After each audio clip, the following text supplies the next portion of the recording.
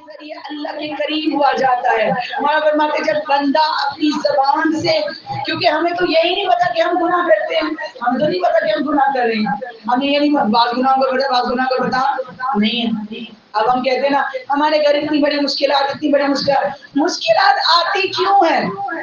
قرآن کہتا ہے کہ ہمارے اپنے ہی کچھ ہمارے جو ہمارے گھر میں مشکلات لے کر آتے ہیں. اب امام کو جب ہم نے دیکھا مولا کو کہتے ہیں، اس سے مولا فرماتے ہیں اللہ ہمارے ایسے گناہوں کو بخش دے جو ہماری دعاؤں کو قبول ہونے سے روکتے ہیں. وہ کون سے گناہ ہیں؟ رجب علی خیاط بہت بڑے ہمارے شیعوں کے عالم دین، اللہ تعالیٰ ان کی مغفرت فرمائے، بہت بڑے ایران کے عالم دین. ایک شخص آیا اور آ کر اس نے کہا کہ اے رجب علی خیاط، یعنی ان کا شاگرد تھا، کہ اے استاد محترم میرے بابا ہمیشہ بیمار رہتے ہیں. غور سے سنیے گا، میرے بابا ہمیشہ بیمار رہتے ہیں، کیا کریں کہ ان کی بیماری ختم ہو جائے؟ دوا دارو ڈاکٹر حکیم بڑا علاج کروائے. اور کوئی بہت پرانی بات نہیں ہے، رجب علی خیاط اتنے بڑے عالم دین تھے، کچھ عرصہ پہلے ہی، کچھ سال پہلے ہی ان کا انتقال ہوا. انہوں نے تھوڑی دیر سوچا، سوچنے کے بعد کہا کہ تمہاری پھوپھی تو تمہارے بابا سے ناراض تو نہیں ہے، یعنی ان کی بہن تو ناراض نہیں ہے، تو وجہ تو نہیں. تو میں جا کر پوچھتا ہوں اپنے بابا سے، کہا بلکہ بتایا کیا تمہاری پھوپھی تمہارے بابا سے ناراض ہے، سگی بہن ناراض ہے اپنے بھائی سے.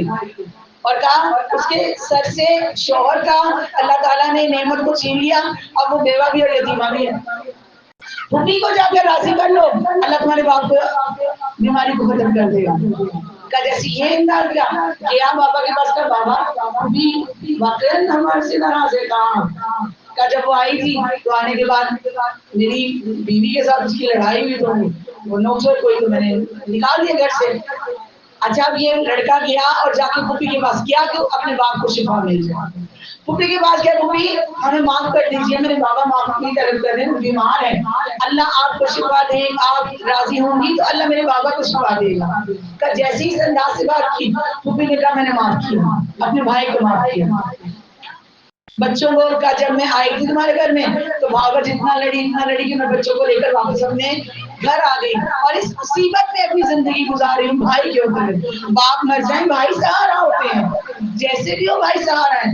اگر سر باپ مر جائے شوہر مر جائے بھائی سہارا ہوتے ہیں. کا ایک مرتبہ چلے گئے، پھوپھی نے کہا میں نے معاف کیا، آرام آ گیا، بابا کو کچھ آرام آ گیا. کچھ دن گزرے، پھر اس کے بعد گئے اور جا کر کہا اے رجب علی خیاط، اے استاد محترم میرے بابا کافی حد تک ٹھیک ہو گئے، وہ جو دوائیاں ٹھیک نہیں کر پا رہی تھی میری پھوپھی کی دعا سے ٹھیک ہو گئے. کہ جیسے ہی ایک مرتبہ یہ بتایا، لیکن ابھی صحیح طرح ان کو اللہ نے شفا نہیں دی. کہ اگر صحیح طرح شفا نہیں ملی ہے نا تو جا کر کسی سادات گھرانے میں جا کر کسی سید کی مدد کر دو، اولاد زہرا کی مدد کر دو، اگر وہ راضی ہو جائے ان کی مدد کر دو تو تمہارے ماں باپ کو مکمل اللہ شفا دے دے گا.